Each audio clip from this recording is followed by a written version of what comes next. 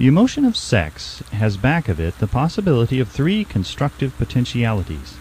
They are: 1. The perpetuation of mankind. 2. The maintenance of health. As a therapeutic agency, it has no equal. 3. The transformation of mediocrity into genius through transmutation. Sex transmutation is simple and easily explained. It means the switching of the mind from thoughts of physical expression to thoughts of some other nature. Sex desire is the most powerful of human desires. When driven by this desire, men develop keenness of imagination, courage, willpower, persistence, and creative ability unknown to them at other times. So strong and impelling is the desire for sexual contact that men freely run the risk of life and reputation to indulge it. When harnessed and redirected along other lines, this motivating force maintains all of its attributes of keenness of imagination, courage, etc., which may be used as powerful creative forces in literature, art, or any other profession or calling, including, of course, the accumulation of riches. The transmutation of sexual energy calls for the exercise of willpower, to be sure, but the reward is worth the effort. The desire for sexual expression is inborn and natural. The desire cannot and should not be submerged or eliminated, but it should be given an outlet through forms of expression which enrich the body, mind, and spirit of man. If not given this form of outlet, through transmutation, it will seek outlets through purely physical channels. A river may be dammed and its water controlled for a time, but eventually it will force an outlet. The same is true of the emotion of sex. It may be submerged and controlled for a time, but its very nature causes it to be ever seeking means of expression. If it is not transmuted into some creative effort, it will find a less worthy outlet. Fortunate indeed is the person who has discovered how to give sex emotion an outlet through some form of creative effort, for he has, by that discovery, lifted himself to the status of a genius. Scientific research has disclosed these significant facts. 1. The men of greatest achievement are men with highly developed sex natures, men who have learned the art of sex transmutation. 2. The men who have accumulated great fortunes and achieved outstanding recognition in literature, art, industry, architecture, and the professions were motivated by the influence of a woman. The research from which these astounding discoveries were made went back through the pages of biography and history for more than 2,000 years. Wherever there was evidence available in connection with the lives of men and of great achievement, it indicated most convincingly that they possessed highly developed sex natures. The emotion of sex is an irresistible force against which there can be no such opposition as an immovable body. When driven by this emotion, men become gifted with a superpower for action. Understand this truth, and you will catch the significance of the statement that sex transmutation will lift one to the status of a genius. The emotion of sex contains the secret of creative ability. Destroy the sex glands, whether in man or beast, and you have removed the major source of action. For proof of this, observe what happens to any animal after it has been castrated. A bull becomes as docile as a cow after it has been altered sexually. Sex alteration takes out of the male, whether man or beast, all the fight that was in him. Sex alteration of the female has the same effect. The 10 Mind Stimuli. The human mind responds to stimuli through which it may be keyed up to high rates of vibration, known as enthusiasm, creative imagination, intense desire, etc. The stimuli to which the mind responds most freely are: 1. The desire for sex expression. 2. Love.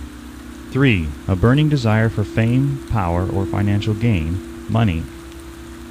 4. Music. 5. Friendship between either of those of the same sex or those of the opposite sex. 6. A mastermind alliance based upon the harmony of 2 or more people who ally themselves for spiritual or temporal advancement. 7. Mutual suffering, such as that experienced by people who are persecuted. 8. Autosuggestion. 9. Fear. 10. Narcotics and alcohol. The desire for sex expression comes at the head of the list of stimuli which most effectively step up the vibrations of the mind and start the wheels of physical action. 8 of these stimuli are natural and constructive, 2 are destructive. The list is here presented for the purpose of enabling you to make a comparative study of the major sources of mind stimulation. From this study, it will be readily seen that the emotion of sex is by great odds the most intense and powerful of all mind stimuli. This comparison is necessary as a foundation for proof of the statement that transmutation of sex energy may lift one to the status of a genius. Let us find out what constitutes a genius. Some wiseacre has said that a genius is a man who wears long hair, eats queer food, lives alone, and serves as a target for the joke makers. A better definition of a genius is a man who has discovered how to increase the vibrations of thought to the point where he can freely communicate with sources of knowledge not available through the ordinary rate of vibration of thought. The person who thinks will want to ask some questions concerning this definition of genius. The first question will be, how may one communicate with sources of knowledge which are not available through the ordinary rate of vibration of thought? The next question will be, are there known sources of knowledge which are available only to genii? And if so, what are these sources, and exactly how may they be reached? We shall offer proof of the soundness of some of the more important statements made in this book, or at least we shall offer evidence through which you may secure your own proof through experimentation, and in doing so we shall answer both of these questions. Genius is developed through the sixth sense. The reality of the sixth sense has been fairly well established. This sixth sense is creative imagination. The faculty of creative imagination is one which the majority of people never use during an entire lifetime, and if used at all, it usually happens by mere accident. A relatively small number of people use, with deliberation and purpose aforethought, the faculty of creative imagination. Those who use this faculty voluntarily and with understanding of its function are genii. The faculty of creative imagination is the direct link between the finite mind of man and infinite intelligence. All so-called revelations referred to in the realm of religion, and all discoveries of basic or new principles in the field of invention, take place through the faculty of creative imagination. When ideas or concepts flash into one's mind through what is popularly called a hunch, they come from one or more of the following sources. 1. Infinite intelligence. 2. One's subconscious mind, wherein is stored every sense impression and thought impulse which ever reached the brain through any of the 5 senses. 3. From the mind of some other person who has just released the thought or picture of the idea or concept through conscious thought, or 4. From the other person's subconscious storehouse. There are no other known sources from which inspired ideas or hunches may be received. The creative imagination functions best when the mind is vibrating due to some form of mind stimulation at an exceedingly high rate, that is, when the mind is functioning at a rate of vibration higher than that of ordinary normal thought. When brain action has been stimulated through one or more of the 10 mind stimulants, it has the effect of lifting the individual far above the horizon of ordinary thought, and permits him to envision distance, scope, and quality of thoughts not available on the lower plane, such as that occupied while one is engaged in the solution of the problems of business and professional routine. When lifted to this higher level of thought, through any form of mind stimulation, an individual occupies, relatively, the same position as one who has ascended in an airplane to a height from which he may see over and beyond the horizon line, which limits his vision while on the ground. Moreover, while on this higher level of thought, the individual is not hampered or bound by any of the stimuli which circumscribe and limit his vision while wrestling with the problems of gaining the 3 basic necessities of food, clothing, and shelter. He is in a world of thought in which the ordinary, workaday thoughts have been as effectively removed as are the hills and valleys and other limitations of physical vision when he rises in an airplane. While on this exalted plane of thought, the creative faculty of the mind is given freedom for action. The way has been cleared for the sixth sense to function. It becomes receptive to ideas which could not reach the individual under any other circumstances. The sixth sense is the faculty which marks the difference between a genius and an ordinary individual. The creative faculty becomes more alert and receptive to vibrations originating outside the individual's subconscious mind. The more this faculty is used, and the more the individual relies upon it and makes demands upon it for thought impulses. This faculty can be cultivated and developed only through use. That which is known as one's conscious operates entirely through the faculty of the sixth sense. The great artists, writers, musicians, and poets become great because they acquire the habit of relying upon the still small voice, which speaks from within through the faculty of creative imagination. It is a fact well known to people who have keen imaginations that their best ideas come through so-called hunches. There is a great orator who does not attain to greatness until he closes his eyes and begins to rely entirely upon the faculty of creative imagination. When asked why he closed his eyes just before the climaxes of his oratory, he replied, "I do it because then I speak through ideas which come to me from within." One of America's most successful and best-known financiers followed the habit of closing his eyes for 2 or 3 minutes before making a decision. When asked why he did this, he replied, "With my eyes closed, I am able to draw upon a source of superior intelligence." The late Dr. Elmer R. Gates of Chevy Chase, Maryland, created more than 200 useful patents, many of them basic, through the process of cultivating and using the creative faculty. His method is both significant and interesting to one interested in attaining to the status of genius, in which category Dr. Gates unquestionably belonged. Dr. Gates was one of the really great, though less publicized, scientists of the world. In his laboratory, he had what he called his personal communication room. It was practically soundproof and so arranged that all light could be shut out. It was equipped with a small table on which he kept a pad of writing paper. In front of the table on the wall was an electric push button which controlled the lights.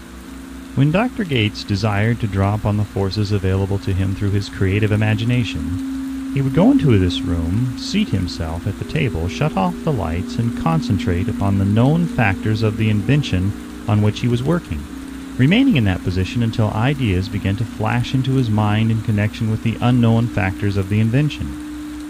On one occasion, ideas came through so fast that he was forced to write for almost 3 hours. When the thoughts stopped flowing and he examined his notes, he found that they contained a minute description of principles which had not a parallel among the known data of the scientific world. Moreover, the answer to his problem was intelligently presented in those notes. In this manner, Dr. Gates completed over 200 patents, which had been begun, but not completed, by half-baked brains. Evidence of the truth of this statement is in the United States Patent Office. Dr. Gates earned his living by sitting for ideas for individuals and corporations. Some of the largest corporations in America paid him substantial fees by the hour for sitting for ideas. The reasoning faculty is often faulty because it is largely guided by one's accumulated experience. Not all knowledge which one accumulates through experience is accurate.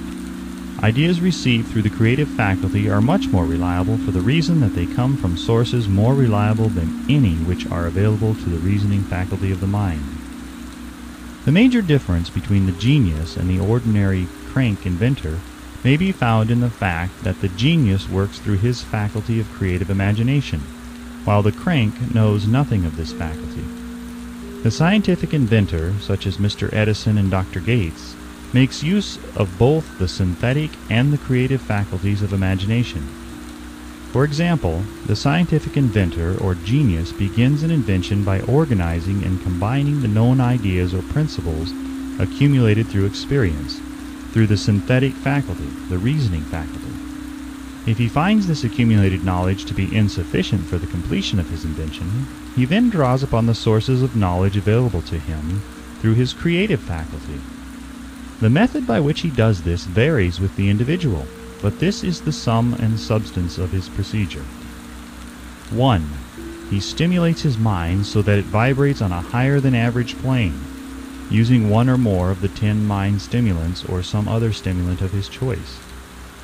2. He concentrates upon the known factors, the finished part of his invention, and creates in his mind a perfect picture of unknown factors, the unfinished part of his invention. He holds this picture in his mind until it has been taken over by the subconscious mind, then relaxes by clearing his mind of all thought and waits for his answers to flash into his mind.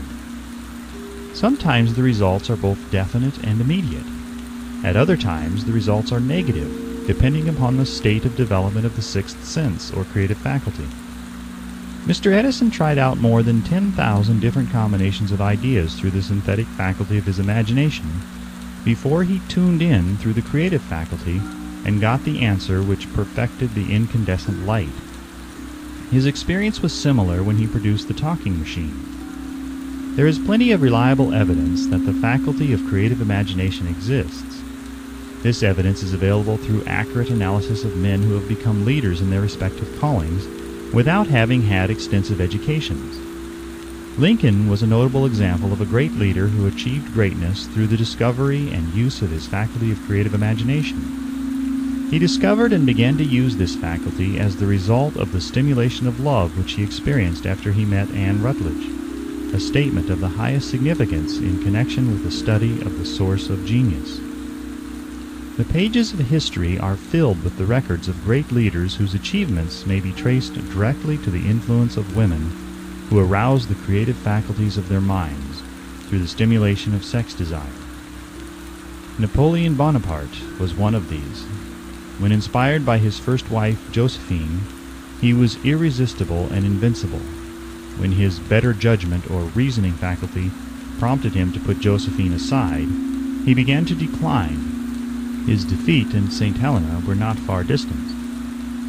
If good taste would permit, we might easily mention scores of men, well known to the American people, who climbed to great heights of achievement under the stimulating influence of their wives, only to drop back to destruction after money and power went to their heads and they put aside the old wife for a new one. Napoleon was not the only man to discover that sex influence, from the right source, is more powerful than any substitute of expediency which may be created by mere reason. The human mind responds to stimulation. Among the greatest and most powerful of these stimuli is the urge of sex. When harnessed and transmuted, this driving force is capable of lifting men into that higher sphere of thought which enables them to master the sources of worry and petty annoyance which beset their pathway on the lower plane.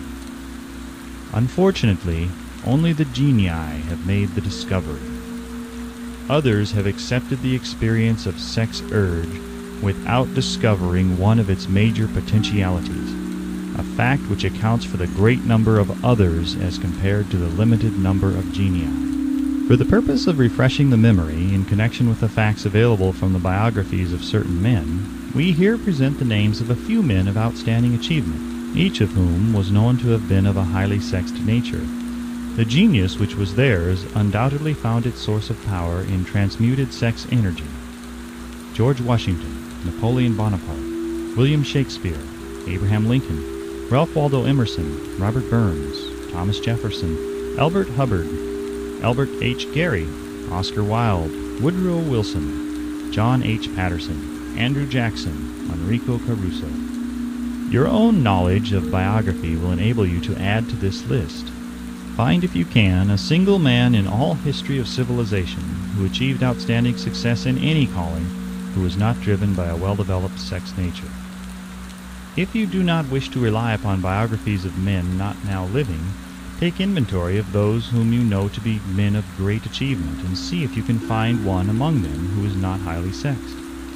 Sex energy is the creative energy of all genii. There never has been and never will be a great leader, builder, or artist lacking in this driving force of sex. Surely, no one will misunderstand these statements to mean that all who are highly sexed are genii. Man attains to the status of genius only when and if he stimulates his mind so that it draws upon the forces available through the creative faculty of the imagination. Chief among the stimuli with which this stepping up of the vibrations may be produced is sex energy. The mere possession of this energy is not sufficient to produce a genius. The energy must be transmuted from desire for physical contact into some other form of desire and action before it will lift one to the status of a genius. Far from becoming genii, because of great sex desires, the majority of men lower themselves through misunderstanding and misuse of this great force to the status of the lower animals. Why men